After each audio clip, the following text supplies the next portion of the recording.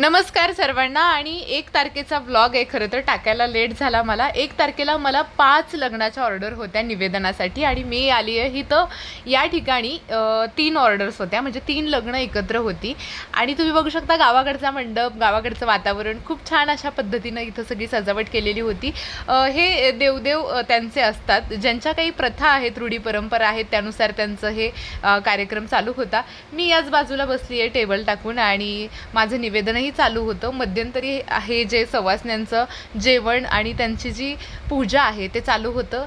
हे दाखवण्याचा छोटासा प्रयत्न की गावाकडची संस्कृती उलगडणं हे खरं तर निवेदनाच्या माध्यमातून जमतंय मला। कधीतरी अशा ठिकाणी जाते की तिथं उलगडता येतं। मुलीची आई रडत होती खरं तर तुळशीला पाणी घालताना, कारण प्रत्येक आईसाठी हे खूप दुःखाचा क्षण असतो की आपली मुलगी आता सासरी जाणार आहे।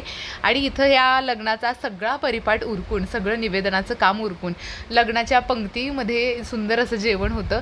पण मला पुढच्या ऑर्डरला जायचं असल्यामुळं जेवण न करता आम्ही इथून निघालेलो आहोत पुढच्या ऑर्डरसाठी। पुढची ऑर्डर इथून साधारण 40 किलोमीटर कोळा तालुका सांगोला इथं होते। मी आली आहे खुर्च्या, तुम्ही बघू शकता। हा व्हिडिओ मी टाकलेला इन्स्टाला, कारण वाऱ्यामुळे सगळ्या खुर्च्या उलट्या पालट्या झालेल्या होत्या। आणि इथं जी जोडी आहे ती संत तुकाराम महाराजांच्या 2022-23ला सोन्या आणि खासदार या 2 बैलांची जोडी जी आहे ती खास पुण्यावरून आली होती, कारण नवरदेवाची पूर्ण फॅमिली ही बैलप्रेमी आहे, पशुप्रेमी आहे त्यामुळं। आणि इथं बैलगाडीची सजावट सुरू होती।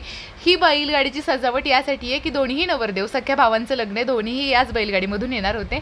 आणि फायनली मी मंडपामध्ये आली आहे। इथं सुंदर कारंजे वगैरे लावले होते, असं फील येत होतं की मोठ्या कार्यालयामध्ये आपण आहोत, कारण लग्नाचा जो मांडव होता तो घराच्या पाठीमागच्या बाजूला मोकळ्या पटांगणात होता। या ठिकाणी पहिल्या नवरदेवाची आणि नवरीची एंट्री होतीये। हे मोठे बंधू आहेत आणि यानंतर यांच्याच लहान बंधूंचं लग्न इथं होणार होतं। हे साताऱ्याचे बाउन्सर्स आहेत। शिस्तबद्ध पद्धतीने त्यांनी वराड मंडळींना बसवून घेतलेलं होतं आणि ते आता नवरा नवरीला स्टेजवरती घेऊन जात होते। तर तुम्ही बघू शकता हे जे सगळे लोक आहेत हे माझ्या पाठीमागच्या बाजूला उभे आहेत, कारण येणाऱ्या मान्यवरांची नावं सांगण्यासाठी ते उभे आहेत की नजर चुकीनं कुणाचं नाव राहिलं नाही पाहिजे। आणि म्हणून हे सगळं गावाकडच्या लग्नात, सगळ्याच लग्नांमध्ये होत असतं की निवेदकांच्या पाठीमागे बरीचशी लोक थांबतात, कोणी दिसलं की पटकन नाव सांगण्यासाठी। आणि इथं लग्न सुरू झालेलं होतं, हे दुसरंही लग्न या ठिकाणी संपन्न झालं। आणि अशा पद्धतीनं हा व्लॉग इथं संपवते। थँक्यू।